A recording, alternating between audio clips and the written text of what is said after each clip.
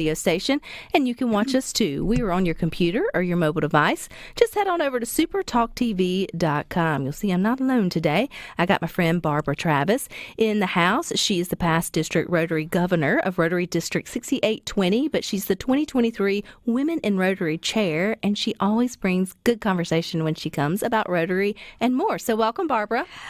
Thank you so much. It's delightful to be here. It's been a while. Well, I appreciate it, and I love that you think of us every time you think of this event that rolls around, because you, during the upcoming event, you highlight the women and the wonderful work they do in Rotary and remind us of sort of women's history into the world of Rotary. So let's start there. Give us a little history lesson, because some may not remember or may have never heard it before. Okay. Well, and that's true. No matter how much you talk about Rotary or probably any other organization, people tend not to always remember.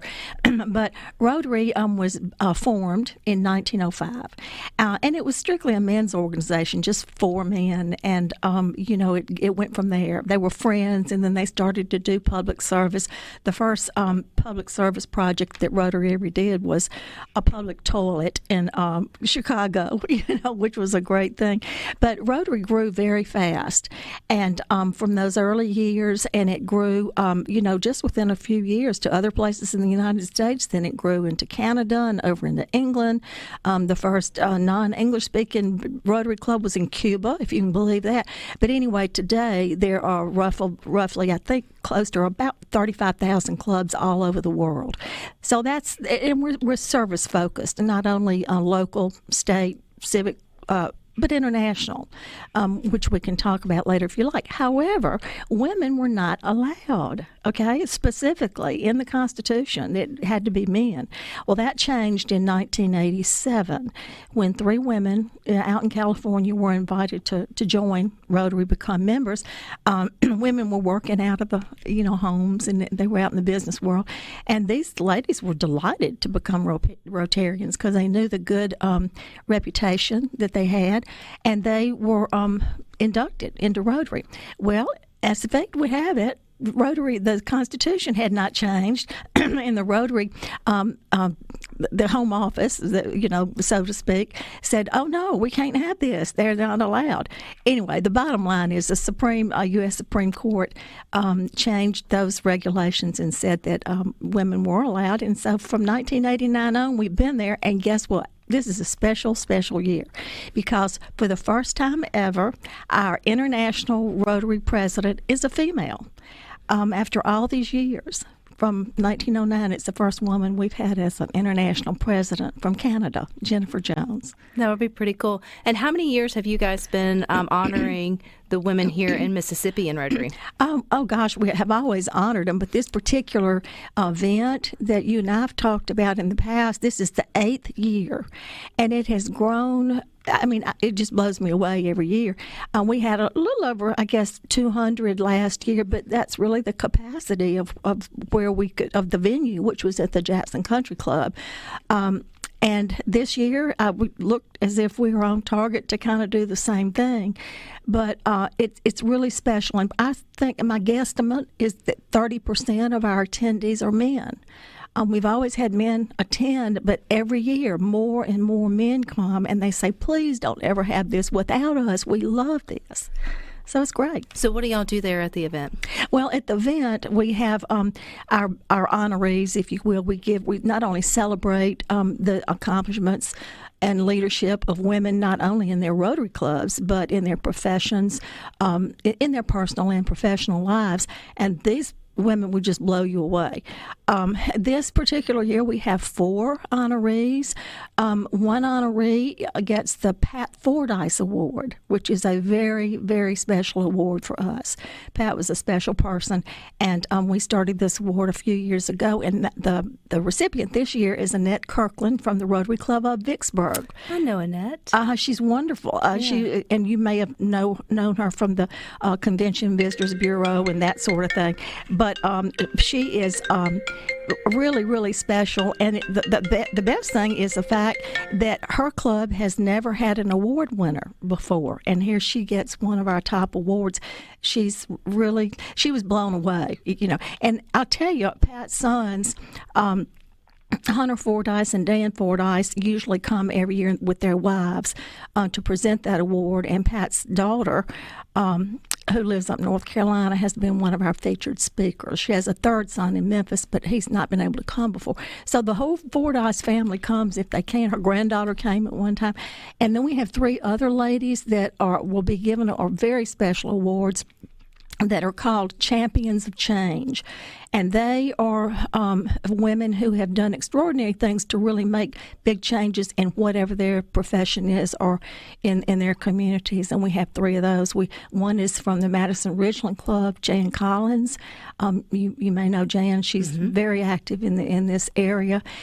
We have Peggy Buckley from Starkville. Peggy is probably our oldest honoree. Yesterday was her birthday. She was 89 years old, and she's just young whippersnapper. Let me tell you, I don't know if I could keep up with her.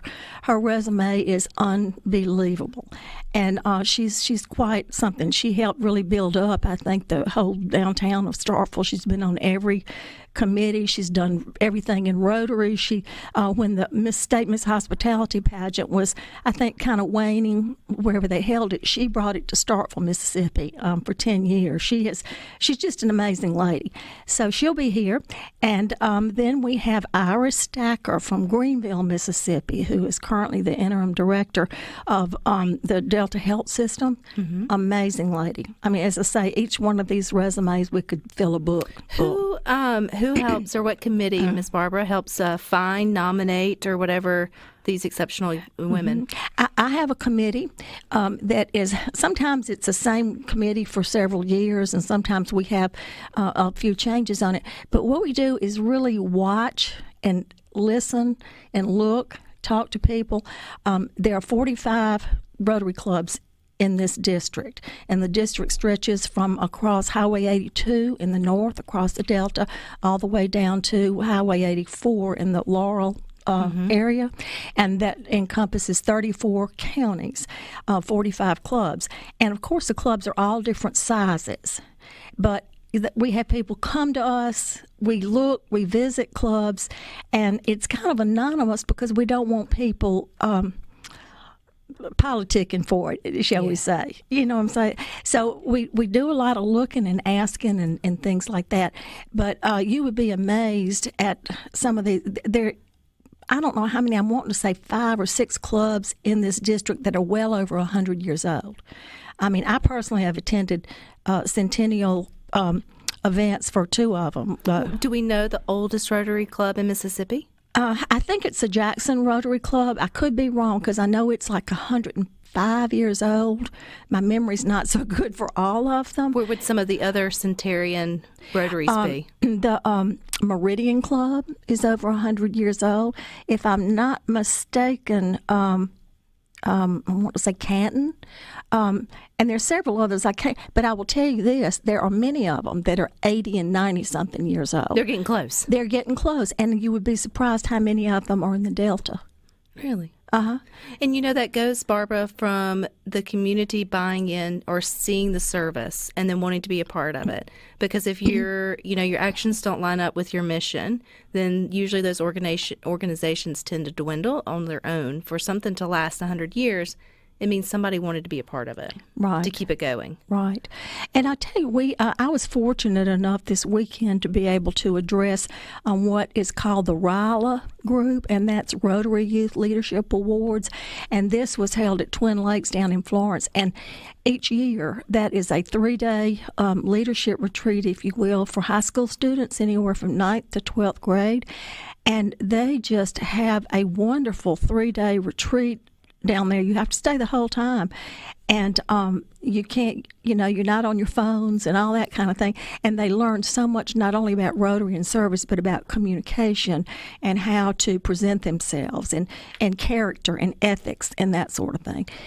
I'm just amazed at these students every year when I see them. And I'm always amazed at what the Rotary does to our communities and sort of give back every time you visit, Barbara. So stick with us. We got more coming up next. TV.com. We're continuing our conversation with Barbara Travis. She's the 2023 Women in Rotary Rotary Chair, and they're gearing up in the beginning of March to honor 4 distinguished Rotarians from local clubs across Mississippi. That's going to be honored for their outstanding personal and professional accomplishments. And I just love every time we get the chance to meet and talk about Rotary is reminding people of the service that's done in the community that they create in terms of clubs. And you have such a passion for it, Miss Barbara. How did you get led to Rotary? Well, I will have to tell you, at one point in my life, I was head of economic development for Rankin County, and I've always worked in some type of development area. And at that particular time, I was not a member of a civic club, and I was asked to be a member of another civic club. And I thought, well, first of all, Rotary. And my particular boss said, and I thought, that's great because I love Rotary. And my boss at that time said, no, you can't be a Rotarian. And I said, really? Why not? And they said, well, because somebody else in the office is a Rotarian, and we don't, we just have to spread the love, so to speak. So I joined a different club, which was fine. And then later on, a few years later, our newspaper editor and publisher invited me to become a Rotarian, and I did, and the rest is history. At that time, it was such an early time for women in Rotary. I think there were only a couple other women in my club when I joined, and so I understand some of the men had said they would quit, they would leave if they let women in, and it just turned out great because those who felt that way ended up being some of our greatest cheerleaders. Absolutely supported us, so well. And then I became club president, and then later on, district governor. And there was only one, but there've been several female district governors since me. But before me, which was in 2015, 2016, there had been only one female district governor, wonderful lady Kay Steed, but it had been 12 years since there had been a female in that role. And now it seems they love to have female governors. But we have a great time. And actually, let's say worldwide, now probably 40%, close to 40% of the members around the world are women. They hold many offices. And as I said, our international president for the first time is a woman. When you think about all the different civic clubs you can be, involved with, it feels like over the last 100, well, really what you said, 1905. So now Rotary's been around for, math is hard, but we're going on upwards towards 125 years, 123, I guess, this year. What do you think keeps it going strong, that it hasn't, sort of fallen to the wayside or dismembered? That's a terrible way of saying it, but you know what I mean. Okay. Dismembered, I think, is right. I mean, it would be members leaving. Yeah, that's right. Well, I think one thing is rarely do Rotary members leave their club. There are usually a few reasons. Number one, they get a different job, and move away. Number two, if there's a female, the husband may move away, and they have to do that. But we have found that if we lose members, they're usually in their early years, and it's because we did not engage them. We did not give them something to do. We did not make them active. And we don't want members just to come and have lunch and hear a speaker, which is great, but you must be actively involved, I think, to put it in your heart. And over the years, you stop and think about all the other clubs that are available. And for younger people, you have so much out there, that you can be involved in. So I think it's very prudent for us that we focus on certain areas, but when we focus strictly on service, and a lot of that has to do with certain kinds of service and all the international things that we do. Once people really learn the things that we've accomplished, and if we get them involved and we get them to go out and read to children or give books or help build a park or whatever it is, that's a thing that brings people in. They're looking for service, and they want to be helped, and they want to make a difference in their communities. And I think that's what's held us together. I think that's also what makes your community stronger when you're sort of giving back locally, but then internationally. So thinking in terms of locally here in Mississippi, off the top of your mind, what are some of those service projects, whether it's your personal Rotary Club or some of the other 45 that's within the district, that you would say, that's a home run for the Rotary? Oh gosh, that's a long list, but I'll just have to think what we're involved in right now in my particular club is a food drive. We always try to support our local food pantries, and we kind of make it fun. In my particular county, Rankin County, we have 2 other Rotary clubs, Flowood and South Rankin, so we love to compete with them. So we say we're going to have this food drive and see who can get the most food for whatever.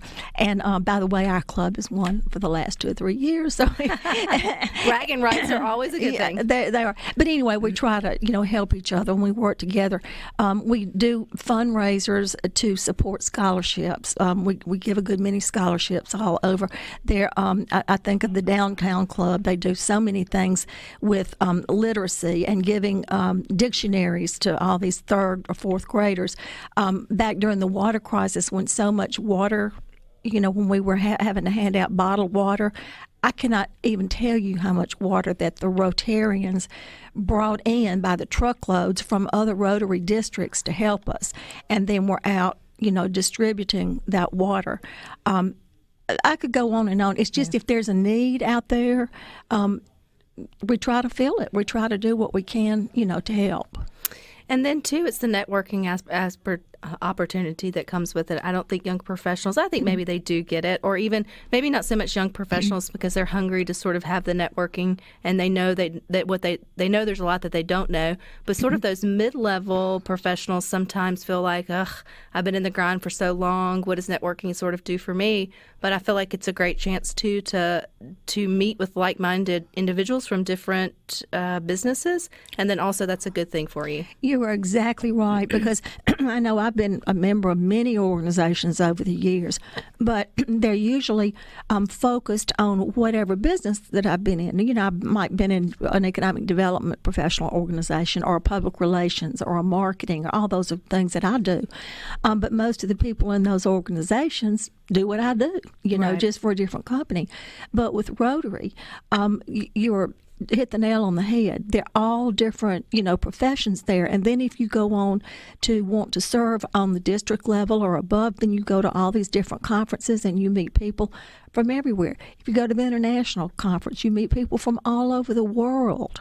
So it's quite a diverse organization, and it's helped me a lot just to maybe change my perspective on a lot of things. Which can always be a good thing, to be open-minded. And it's also a good thing to get involved. And would one way be being coming to the Women in Rotary event and sort of understanding what's going on, or have y'all already sold out of tickets? No, we haven't, not yet. I would love to. I hope we do. But no, and in fact is you don't have to be a Rotarian to come. Most of the people are, but a lot of them are not. You don't have to be a woman. As I said, men come. They love to come. You do not have to be a Rotarian. All you have to do is go to Rotary6820.org, and it'll give you all the information just to sign up. How are they numbered? Like your 6820, how does Rotary get its numbers? Well, I'm probably gonna guess on this, because they probably were numbered. The districts are numbered according to when they came into Rotary. But for example, our entire state is not 6820. It's just that geographical area that I mentioned to you. But in the top part of our state, from Highway 82 above and up into the Memphis area, up into Tennessee, well, that is Rotary District 6800. And then below us, down on the coast and over into Alabama and those areas, then that's 6840. So most of the districts have roughly not the same number of clubs. We have 45. Some have a good many more, but it's about... It's kind of like zip codes? Yeah, that's maybe a good way to describe it. I've always wondered, because it's kind of like, troop something, something, something other. You spout out these numbers, and it's like, code for inside of the Rotary, but where they're sort of located, so that's neat. Well, then also, beyond that, it goes into zones. We're in zone 30 and 31, and that encompasses several states. So you might go to to conferences where it's a zone conference and you meet people from all these different areas. But like I said, I think I made that up, but no, it was a great answer, by the way. I'm assuming that they gave the numbers according to when they were established. Rhino, who was back there fact checking as you were talking, is shaking his head. So you nailed it, Barbara, and I knew you would. You would probably win a Rotarian trivia contest. But if we want to learn more about Rotary in Mississippi, where do we go? Rotary6820.org. And also, we have a Facebook page that shows you all kinds of pictures of all of our service projects, speakers, whatever. All righty. Well, Miss Barbara, I appreciate your time. Look forward to having you back. And you guys stick with us. We got more for you coming up.